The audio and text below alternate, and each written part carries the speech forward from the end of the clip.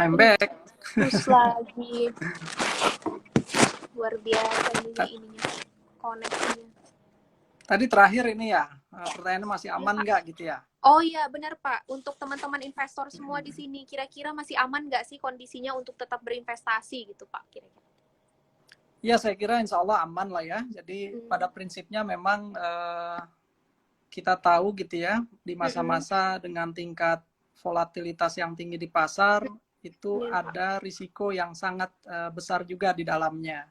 Tapi tentu di balik itu ada peluang juga yang bisa dimanfaatkan. Jadi aman atau tidaknya tentu tergantung upaya kita untuk memahami situasi yang saat ini berlangsung di Mamanda. Dan menurut saya pada akhirnya memang kita lebih harus berfokus pada individu-individu perusahaan-perusahaan tercatat tersebut. Jadi jangan terdistorsi gitu ya dengan hiruk pikuk rumors yang berkembang atau kebijakan yang tidak terlalu berkaitan langsung dengan kinerja dari per individu perusahaannya ya. Nah, jadi silahkan teman-teman bisa dengan dekat gitu mengamati dan mencari betul informasi terbaik dan terkini dari para perusahaan tercatat yang ingin menjadi tujuan investasi teman-teman semua. Kemarin sebetulnya kita Mbak Manda ada acara besar nih, yaitu Public Expose Live. Ya, mengundang 50 perusahaan tercatat. Sebagian besarnya tentu adalah perusahaan-perusahaan yang masuk dalam daftar efek syariah juga.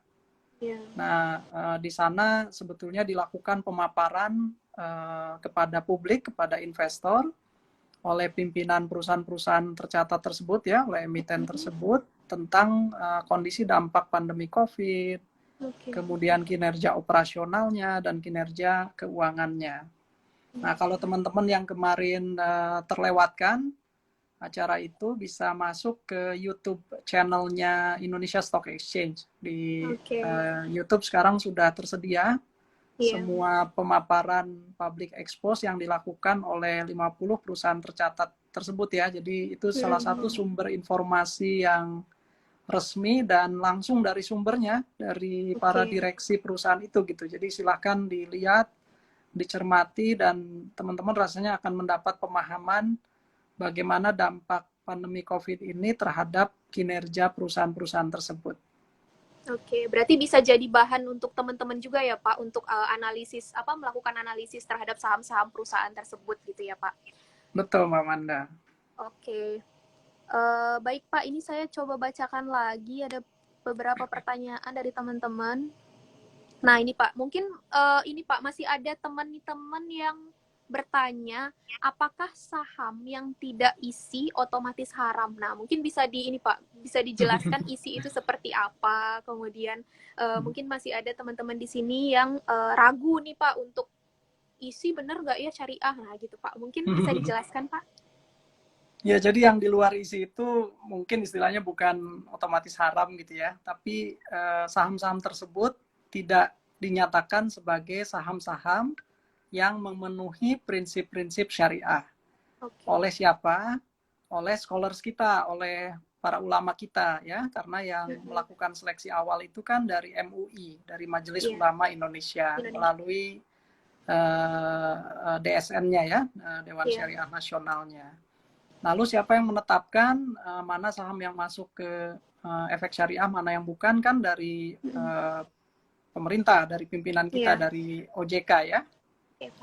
Nah, jadi teman-teman yang masuk ke daftar efek syariah nanti otomatis akan masuk ke dalam isi, itu dinyatakan sebagai saham-saham yang memenuhi prinsip syariah. Nah, yang di luar isi, pada saat tertentu ya, pada saat penetapannya mungkin dia tidak memenuhi prinsip syariah, tapi bukan berarti selamanya demikian. Untuk perusahaan-perusahaan yang di luar isi tapi bukan karena misalnya tidak memenuhi prinsip syariah karena zatnya gitu ya, karena produksinya yang haram, misalnya perusahaan, kita ambil aja ya, perusahaan ribawi gitu, misalnya perbankan konvensional, ya tentu selamanya tidak akan pernah bisa masuk ke isi gitu ya. Atau yang perusahaan produksi rokok gitu ya, nah itu memang tidak akan masuk terseleksi menjadi perusahaan yang memenuhi prinsip syariah. Tapi untuk perusahaan lainnya mungkin penyebabnya di luar ISI itu bukan karena produksi atau jenis usahanya. Mungkin karena pada titik evaluasi itu ya, karena 6 bulan sekali, dia misalnya tidak memenuhi unsur syariah dari sisi rasionya. Misalnya rasio keuangan dalam bentuk porsi hutangnya gitu ya. Nah, 6 bulan lagi bisa jadi kalau porsi hutangnya berkurang, bisa saja kemudian yang semula tidak masuk dinyatakan sebagai daftar efek syariah bisa masuk gitu. Jadi mungkin kurang tepat ya kalau dibilang yang di luar ISI itu udah pasti haramnya gitu ya. Haram. Enggak juga. Iya benar-benar. Nah Jadi tadi Mbak gitu Manda ya. tanya kalau yang dari isinya sendiri gimana? Ya memang alhamdulillah kan kita sudah betul-betul di apa ya kalau bisa disebut dijagain banget deh sama teman-teman di ulama kita kan di DSN MUI. Kemudian teman-teman di pasar modal syariah di OJK. Jadi kalau mau gampangnya tinggal ditunggu aja setiap 6 bulan sekali kita akan mendapat arahan yang cukup jelas gitu. Mana saham-saham yang masuk ke dalam daftar efek syariah, mana yang pada periode tersebut tidak masuk. Nah, jadi mudah-mudahan jadi tentrem gitu ya. Teman-teman tinggal pilih aja ada yang diisi itu yang cerminan dari daftar efek syariah buat jadi tujuan investasi syariahnya. Iya benar. Jadi kalau masih ragu, kalau masih ragu pilihlah yang isi aja gitu ya Pak, cari aman lah gitu ya. Insya Allah sudah lewat dari yang punya pengetahuan lah tentang itu. Kalau di Indonesia Dewan Syariah Nasional begitu ya Pak. Betul. Oke Pak. Terus gini nih Pak, untuk teman-teman investor Pak, kira-kira Bapak punya tips nggak Pak untuk berinvestasi saat pandemi? Iya, jadi Mbak Manda menarik banget nih sebetulnya di masa pandemi ini ya. Kalau kita lihat di bursa kan kita ada catatan pertumbuhan jumlah investor. Jadi sekalipun ada tingkat volatilitas atau pergerakan harga yang tajam di pasar, lalu ada dampak pandemi COVID-19 gitu kan. Nah, jumlah investor kita itu bukannya berkurang, tapi betul-betul bertambah dengan cepat. Ya. Saya kira tahun ini belum pernah kita mencatat pertumbuhan investor saham yang sebanyak seperti 3 bulan, 4 bulan terakhir ini dibanding tahun-tahun sebelumnya. Jadi luar biasa ini, rupanya teman-teman investor kita cukup optimis gitu ya, dan melihat adanya peluang karena harga-harga saham terbaik di bursa itu sudah cukup terjangkau rendah gitu ya. Dan kemudian malah masuk ke pasar sebagai investor baru maupun investor yang menjadi lebih aktif. Nah, jadi saya kira seperti itu. Nah, kalau tipsnya nggak ada cara lain ya. Pertama tentu pemahaman, jadi cari betul informasinya. Jangan sampai masuk ke pasar pengennya menerapkan prinsip syariah gitu ya. Pilih sahamnya syariah tapi gaya dagangnya, gaya transaksinya spekulasi gitu ya. Jadi masuk juga unsur ininya kan, unsur maisir dan ada unsur perjudiannya. Nah, jadi tetap saja menurut saya teman-teman terus mendapatkan informasi yang baik. Ya, sekarang sumber untuk belajar banyak banget di bursa kita menyediakan sekolah pasar modal syariah. Tidak hanya di Jakarta, ada di kantor-kantor perwakilan di 30 provinsi yang ada. Kemudian yang non formal saya kira banyak sekarang YouTuber yang mengambil spesialisasi di investasi syariah gitu ya. Silahkan diikuti, ada komunitas yang juga komunitas untuk transaksi saham syariah dan sebagainya, buku-buku tersedia. Jadi belajar. Nah, setelah itu ya tentu memulai tidak sekaligus gitu ya, tapi namanya setelah belajar tentu berlatih. Jadi mulailah dari yang kecil gitu ya. Sekarang kan yuk nabung saham syariah sudah bisa dengan membuka rekening, lalu memulai dengan saldo cuma Rp100.000 Mbak Manda. Jadi silakan mulai dari yang kecil, bertahap gitu ya, sampai pemahaman dan kemahirannya didapat, baru kemudian meningkat dengan sendirinya. Berikutnya tentu disiplin, ya, jangan juga setelah punya pemahaman, kemudian punya katakanlah trading plan yang strateginya udah dipikirin gitu, tapi pas prakteknya pas prakteknya nggak disiplin gitu ya, banyak godaan soalnya kan. Benar-benar. Dan terakhir tentu sabar ya. Jadi memang horizon investasi di pasar modal syariah, khususnya di saham syariah, rasanya tidak pas kalau dilakukan dalam jangka sangat pendek. Jadi ini membutuhkan waktu menengah panjang dan teman-teman yakin gitu ya, kalau memilih saham-saham terbaik yang nantinya bisa bertumbuh, ya kita sebagai investor akan ikut bertumbuh bersama perusahaannya, menikmati kenaikan harga dan juga dividen setiap tahunnya gitu. Benar. Oke. Oke, ini tips yang sangat-sangat luar biasa nih untuk teman-teman investor di sini, pasti berguna sekali Pak, karena mungkin bingung ya, pandemi COVID gini harus investasi atau enggak gitu kan. Nah, ini sudah terjawab nih teman-teman dari Pak Hasan, langsung dari pakarnya. Iya, Selanjutnya yang nih salah Pak. itu pokoknya kalau nggak investasi. Nah, itu kalau nggak dimulai itu yang salah ya Pak. Betul, dan mulainya Takut. itu jangan ditunda. Mulailah Iya, dari benar-benar. sekarang ya. Kalau bisa Iya, benar. kemarin-kemarin. Kalau dari kemarin benar-benar Pak. Karena kalau nggak dimulai kapan untungnya ya Pak? Betul. Iya benar. Oke Pak, selanjutnya nih Pak, ada yang nanya, sistem perdagangan di bursa itu normal atau tidak Pak? Sudah normal atau bagaimana Pak selama pandemi COVID? Kalau sistemnya sih normal-normal aja. Cuma Oke. kemarin memang kita ada beberapa kebijakan ya yang terpaksa kita ambil mengingat kondisinya. Ya, salah satunya misalnya untuk meredam gejolak harga dan kepanikan di pasar, kita masih menerapkan auto rejection bawah yang tidak simetris dengan auto rejection atas. Jadi sekarang kalau satu saham dalam sehari boleh naik seharinya di atas itu di 15, 25, dan 35%. Tapi untuk auto rejection turunnya itu sementara masih kita batasi di maksimum 7% saja per hari. Kenapa begitu Mbak Manda? Karena kita lihat terutama waktu awal-awal mulai adanya dampak pandemi COVID tuh teman-teman investor memang cukup kesulitan mendapat informasi sehingga terjadilah kepanikan, sehingga market kita itu bisa dibilang waktu itu one-sided market, jadi market yang satu sisi aja, orang panik jualan, tapi tidak banyak teman-teman yang memasang order belinya.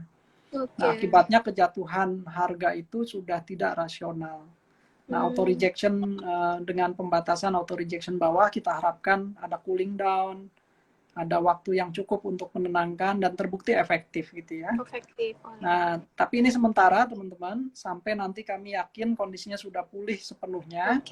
Tentu nanti kami akan mengangkat kembali asymmetric auto rejection ini dan memberlakukan auto rejection yang simetris, yang sama batas bawah dan atas. Lalu jam perdagangan kita juga belum normalkan ini. Kemarin karena adanya, terutama ini dari aspek kemanusiaan ya, dan pembatasan, kemarin kan ada PSBB gitu ya, sekarang masih ada PSBB transisi, lalu di Bank Indonesia itu RTGS window-nya juga jamnya tidak normal gitu, ada pemendekan. Nah, jam perdagangan bursa juga kemarin sempat kita persempit, jadi lebih pendek dari biasanya. Tapi nggak usah khawatir, masih cukup kok waktunya ya, kita masih sama. Buka jam 9, selesai 11.30, kemudian mulai lagi setengah 2, dan berakhir di jam 3. Nanti insya Allah ini juga kalau kami melihat sudah cukup normal kondisinya, pergerakan orang dalam konteks PSBB sudah dilonggarkan penuh, ya tentu nanti akan kami kembalikan ke jam perdagangan normal seperti biasa. Nah, pre-opening yang semula ditiadakan per hari Senin kemarin sudah mulai kami buka kembali. Jadi untuk saham-saham yang tergabung terutama di LQ45, di mana di dalamnya banyak juga saham-saham JII 30, ya, Jakarta Islamic Index yang 30 saham syariah, itu sudah mulai boleh dilakukan pre-opening session-nya. Jadi pelan-pelan Mbak Manda kita akan pulihkan kembali. Jadi ini juga sebagai upaya-upaya bursa juga ya Pak, untuk melindungi pasar, melindungi investor juga gitu ya Pak. Jadi ya ada penyesuaian tapi kan terbukti ya Pak, malah bergerak naik tadi, malah Bapak bilang jumlah investor malah meningkat gitu ya Pak. Jadi sebenarnya teman-teman kita ya, investor-investor ini sebenarnya semakin WFH ini mungkin makin aktif ya Pak beli sahamnya mungkin. Iya betul. Gabutnya diisi dengan investasi gitu ya Pak, luar biasa memang. Ya, ini positif ya Iya benar daripada Pak, positif sekali. bengong aja di rumah ya. Bener. Sambil belajar Nah, gitu ya Pak. ya yang lain itu yang menarik mungkin ya. Jadi sebagian pelaku usaha terutama investor retail gitu ya. Kan karena adanya dampak pandemi COVID ini dia tidak bisa melakukan usaha seperti biasanya. Oke. Jadi tabungan yang ada atau modal usaha yang biasanya dilakukan untuk modal usahanya, nah sementara ini kemudian dia lihat ada peluang untuk menjadi investor di pasar modal. Jadi insya Allah positif lah, artinya uangnya tidak menganggur ya, kemudian waktunya sekalipun stay at home tetap bisa dimanfaatkan dengan baik. Oke, jadi teman-teman nggak perlu takut ya untuk tetap berinvestasi aktif, karena justru sekarang nih saatnya untuk teman-teman bisa berinvestasi gitu ya Pak, yang apa namanya, jangan takut karena dengar selentingan isu mau resesi apa segala macam gitu. Sebenarnya harus melihat lagi bagaimana kondisi realnya gitu ya Pak. Nah ini kita sekarang udah dapat informasi langsung dari orang belakang layar nih Pak, pasar modal Indonesia gitu. Jadi teman-teman jangan khawatir lagi gitu ya. Oke Pak, kemudian ini ada yang nanya nih Pak, satu lagi ya sebelum IG Live-nya berakhir nih. Pengusaha kecil itu bisa nggak sih Pak masuk untuk mendapatkan pendanaan di pasar modal? Nah ini Pak pertanyaannya Pak. Ya insya Allah udah bisa nih. Jadi kita secara resmi di tahun 2019 kemarin itu sudah punya papan baru di bursa yang kita sebut acceleration board, jadi papan akselerasi. Nah, Mbak Manda, memang papan ini berbeda dengan papan utama dan papan pengembangan. Nah, papan akselerasi ini betul-betul diperuntukkan bagi teman-teman pelaku usaha dalam kategori mikro, kecil, menengah. Jadi untuk UMKM kita. Nah, mereka dengan serangkaian relaksasi ya, jadi banyak sekali persyaratan yang dimudahkan. Itu bisa mengakses sumber pendanaan di pasar dengan menawarkan sahamnya di papan akselerasi. Dan alhamdulillah sudah mulai di tahun 2020 ini kita terapkan. Dan per hari ini sudah ada 4 penghuni atau UMKM yang masuk di papan akselerasi. Jadi silakan teman-teman pengusaha kecil, pengusaha mikro bahkan dan menengah yang layak dan memenuhi kriteria yang banyak relaksasinya tadi bisa ikut mengisi papan akselerasi dan mengakses sumber pendanaan masyarakat. Oke, berarti buat teman-teman yang apa namanya dari kelompok industri mikro sudah bisa masuk ke pasar modal syariah sekarang ya, Pak, ke pasar modal ya Pak, pasar modal konvensional untuk ikut menggunakan instrumen di pasar modal syariah untuk pendanaan. Nah, kalau ngelihat dari sisi investornya gimana Pak? Udah bisa atau belum Pak? Nah, ya jadi sebenarnya saya ngiri nih kalau investor sekarang itu rasanya udah nggak boleh ada alasan lagi nih Mbak Manda. Nggak boleh ada alasan kendala gitu ya. Aksesibilitas bursa itu, kemudahan akses di bursa itu udah sangat terbuka lebar gitu ya. Misalnya sekarang mau buka rekening bisa dilakukan secara digital atau online. Untuk rekening syariah tinggal buka rekeningnya secara online, kemudian membukakan rekening dana nasabahnya di bank syariah terdekat. Lalu untuk mengakses sistem perdagangannya itu hampir mayoritas broker kita sudah menawarkan juga sekarang bertransaksi langsung dari gawai, dari smartphone kita. Ya kan? Artinya nggak perlu jauh-jauh datang ke kantor cabangnya, setiap saat, dimanapun, dengan menggunakan smartphone dan aplikasi trading dari anggota bursa SOTS misalnya, itu teman-teman investor saham syariah bisa melakukan transaksi saham syariahnya. Lalu yang menarik juga tadi, pembukaan rekeningnya pun sekarang sangat dimungkinkan dari angka yang mulai sangat rendah ya. Dengan Rp100.000 itu sudah bisa mulai mendapatkan SID syariah, membuka rekening dana syariahnya dan mendapatkan rekening efek dari KSEI. Jadi mudah sekali, lalu tidak perlu modal yang tinggi dahulu gitu ya. Jadi jangan menunggu punya modal banyak dulu, sudah bisa dimulai. Dan sumber informasi yang luar biasa nih tadi saya sebutkan ya. Sekarang informasi tentang pasar modal, tentang transaksi saham, tentang valuasi dan pilihan saham-saham terbaik, saya kira bisa diakses dengan mudah dari banyak sumber dan kebanyakan gratis gitu ya, nggak perlu membayar untuk mendapatkan informasi itu.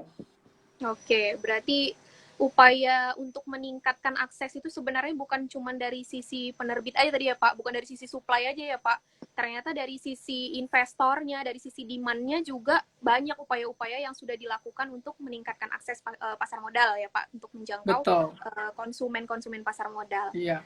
Oke. Teman-teman di pasar modal syariah di bursa punya kolom khusus IDX Islamic ya. Ada Instagramnya juga. Kemudian di website kami di bursa ada page khusus terkait dengan IDX Islamic. Jadi silahkan ya. Nanti Mbak Manda, teman-teman investor berkunjung ke sana, melihat-lihat semua informasi terkait dengan aktivitas investasi di pasar modal syariah tersedia dengan lengkap di sana. Oke Pak, untuk 5 menit terakhir nih Pak, closing remarks, mungkin Bapak punya punya wejangan buat teman-teman investor di sini yang bisa membangkitkan aura positif nih Pak di tengah pandemi COVID. Pak, silakan Pak, teman-teman disemangatin Pak. Jadi yang pertama mungkin menurut saya ya Mbak Manda, di tengah-tengah badai ya, benar, pasti ya kan, pasti ada hikmah dan peluang yang bisa kita ambil ya. Dan insya Allah sama seperti sebelumnya badai pasti berlalu. Jadi nanti setelah badai ini berlalu, mudah-mudahan kita melihat langit dan awan yang bagus, cerah, indah gitu ya. Di mana perekonomian kita harapkan bisa pulih dan bahkan bisa lari jauh lebih cepat dibanding sebelumnya. Karena kita semua sebetulnya belajar banyak dan mengambil pelajaran yang berharga dari setiap kali adanya potensi resesi atau krisis semacam ini. Nah, teman-teman investor, sama dari sisi individu ya, kita semua juga rasanya jangan mau kalah, jangan mau menjadi orang yang rugi. Di tengah-tengah dampak pandemi yang banyak negatifnya, kita harus turn back gitu ya, memutar ini menjadi satu peluang dan mengambil sikap yang positif dengan memanfaatkan momentum ini untuk meraih peluang dan mendapatkan hasil yang kita inginkan. Ini momen yang bagus untuk belajar, momen yang bagus mungkin semula tidak ada banyak waktu untuk investasi, sekarang kita bisa punya waktu dan fokus mempelajari cara-cara investasi yang baik. Benar. Lalu hikmah lainnya ini ya, webinar, IG Live. Ini banyak sekali agenda-agenda yang selalu ditawarkan. Jadi teman-teman sebetulnya bisa mengambil hikmah dari pembatasan pandemi ini dengan mengikuti seminar-seminar, kelas-kelas, IG Live tayang seperti ini untuk meningkatkan pemahaman dan kemampuan. Dan terakhir saya kira tetap saja ya, pada akhirnya kita harus optimis. Ya, kita semua harus optimis dan mengambil peran masing-masing sekecil apapun untuk sama-sama memastikan bahwa pemulihan ekonomi, pemulihan atas pandemi COVID ini bisa kita tangani bersama gitu ya. Jadi insya Allah tetap semangat, tetap belajar, disiplin, ikhtiar yang betul, dan terakhir ya tentu sabar dan tawakal. Jadi insya Allah. Benar. Dengan kita investasi juga sebenarnya kita jadi penggerak ekonomi juga ya Pak. Kita bantu juga ya untuk pergerakan ekonomi di Indonesia ini sebenarnya ya Pak. Secara tidak langsung. Ya. Malah secara langsung loh Mbak Manda. Secara langsung. Iya, karena dana kita sebagai bagian dari pemilik perusahaan tidak lain kemudian menjadi dana yang dibutuhkan oleh perusahaan dalam rangka menggerakkan kegiatan usahanya.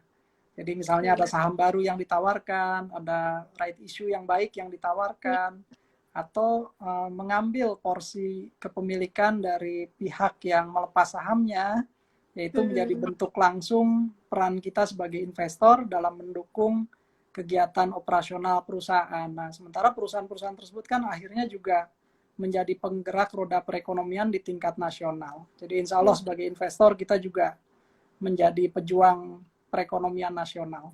Benar-benar sekali. Jadi teman-teman di sini jangan takut lagi, yang tetap mau investasi, sambil juga kita WFH masih bisa belajar juga ya Pak, gali terus tentang apa namanya kondisi fundamental perusahaan. Teman-teman mau investasi di mana, dicari informasinya dulu gitu ya. Mumpung masih banyak waktu ya Pak. Betul. Benar-benar. Oke, sebentar Pak. Ini masih ada pertanyaan lagi dari teman-teman atau Boleh, gimana ini? silakan.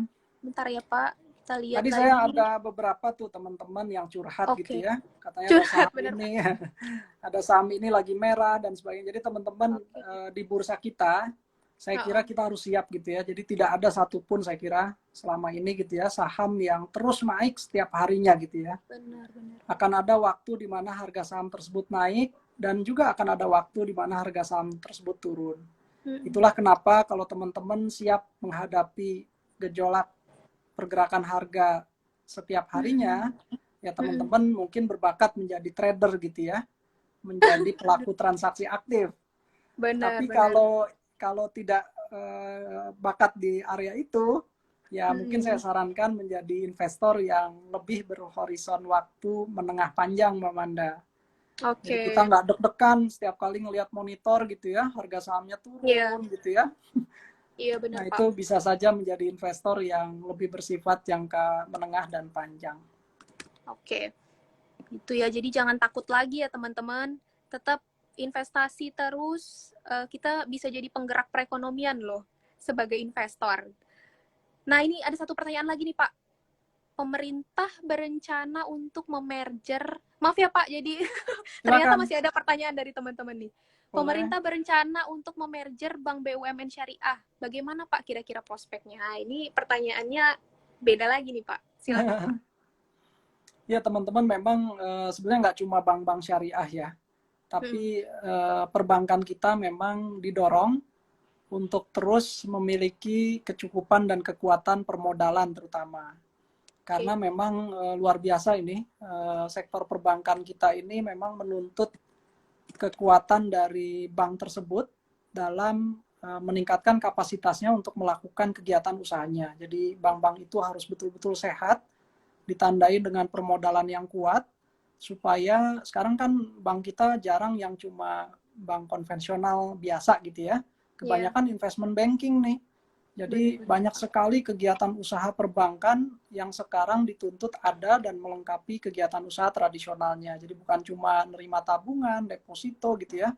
Bahkan fee base-nya sudah mulai gitu ya. Bekerja sama dengan fintech juga dilakukan. Nah itu semua tentu membutuhkan kekuatan modal. Nah tadi pertanyaannya menarik. Ya saya kira kalau dari sisi umum ya, secara umum kalau ada merger, yang niatnya, apalagi yang merger ini seluruhnya bank sehat gitu ya, bukan bank yang sedang bermasalah, ya tentu sangat positif. Jadi boleh saya ambil contoh ya, walaupun bukan bank syariah, dulu kan belum ada bank mandiri ya, dulu ada 4 bank, misalnya bank BUMN, yang sebelumnya mungkin kecil dan sedang ukurannya. Tapi begitu merger menjadi bank mandiri misalnya, menjadi bank yang terbesar pada saat itu dan kemudian mampu melakukan banyak kegiatan usaha tambahan lainnya. Nah sekarang sama juga nih, kalau ada wacana atau bahkan sebagian sudah menangkapnya sebagai informasi ya, ada upaya di bank syariah BUMN kan, yang kelihatannya juga diarahkan untuk melakukan penggabungan usaha.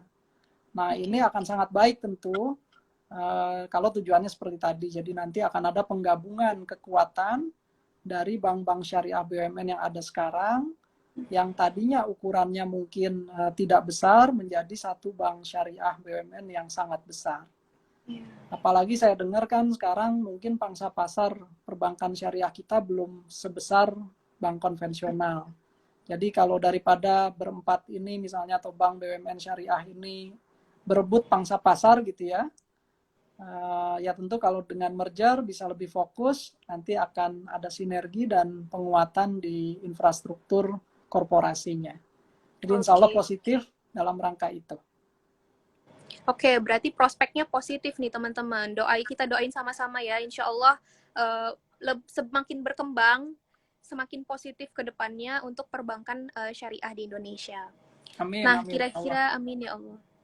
Kira-kira bagaimana teman-teman? Masih ada yang bertanya lagi?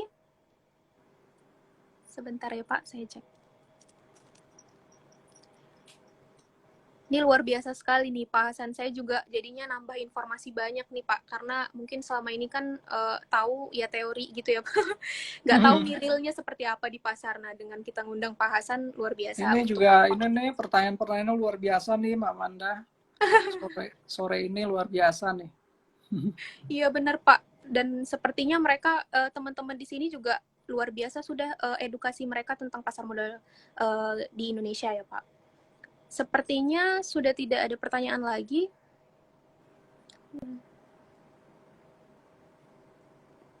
Oke Pak, mungkin teman-teman sudah terjawab semua ya pertanyaannya, karena waktu live-nya juga nih, live IG ini terbatas ternyata Pak. Saya juga baru tahu, baru diinfoin teman-teman.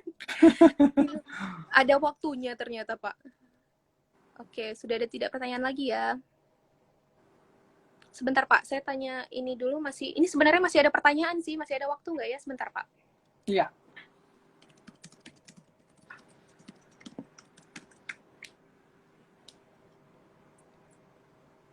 Ternyata masih banyak teman-teman yang bertanya di sini. Sebentar ya.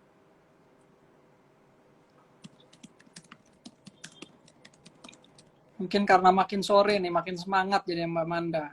Iya benar Pak. Tapi ternyata kata ini, bentar ya.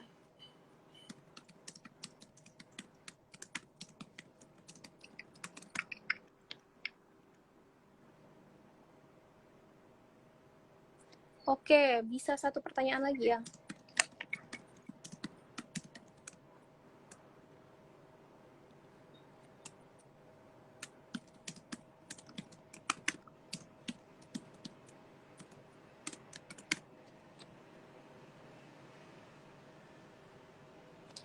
Ternyata waktunya sudah ini Pak, sudah terbatas. Teman-teman yang belum bisa terjawab di sini mungkin bisa komen di postingan Instagram Pasar Modal Syariah, atau mungkin juga bisa bertanya juga ya Pak ke Instagramnya IDX ya Pak. Boleh, IDX Aktif Islamic miminnya. bisa, di Indonesia Stock Exchange bisa. Kalau teman-teman di daerah pengen lebih akrab, kita ada kantor-kantor perwakilan bursa di 30 provinsi yang ada. Nah, teman-teman bisa juga mengikuti Instagramnya, atau kalau sudah dilonggarkan pembatasannya, bisa bertamu dan berkunjung ke kantor perwakilan kita di daerah. Oke, dipersilakan teman-teman yang masih punya pertanyaan boleh melalui media sosial, atau mungkin nanti kalau misalnya sudah tidak PSBB lagi bisa langsung datang nanya ke bursa di daerah masing-masing. Oke Pak, karena waktunya terbatas sekali ternyata IG Live ini. Terima kasih banyak Pak waktunya Pak Hasan. Ya, saya makasih nih Mbak Amanda dan teman-teman di Pasar Modal Syariah.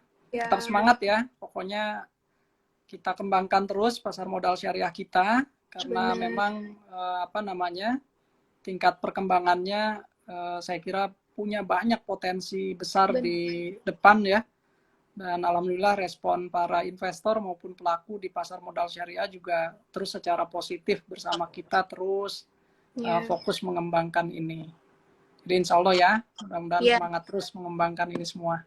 Amin ya Allah, kita doakan sama-sama ya Pak. Teman-teman di sini juga antusias sekali dengan pasar modal syariah. Terima kasih banyak atas waktunya Pak Hasan. Terima kasih banyak ya. Iya, mudah-mudahan bisa bertemu lagi ya Pak di live-live berikutnya. Terima kasih Pak. Insya Allah. Terima kasih semuanya teman-teman yang sudah ikut bergabung. Assalamualaikum warahmatullahi wabarakatuh. Waalaikumsalam warahmatullahi wabarakatuh. Terima kasih Pak Hasan. Assalamualaikum. Oke, teman-teman, sekian ya IG Live-nya. Karena sepertinya waktunya pertanyaan teman-teman sudah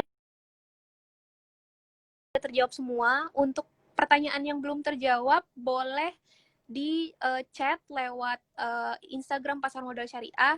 Insya Allah ada Mimin yang akan menjawab pertanyaan teman-teman. Sekian ya IG Live dari Pasar Modal Syariah. Semoga memberikan informasi yang cukup untuk teman-teman. Mari kita berinvestasi sama-sama di Pasar Modal Syariah. Kita kembangkan dan kita dukung Pasar Modal Syariah Indonesia. Sekian IG Live dari kami. Assalamualaikum warahmatullahi wabarakatuh. Selamat sore.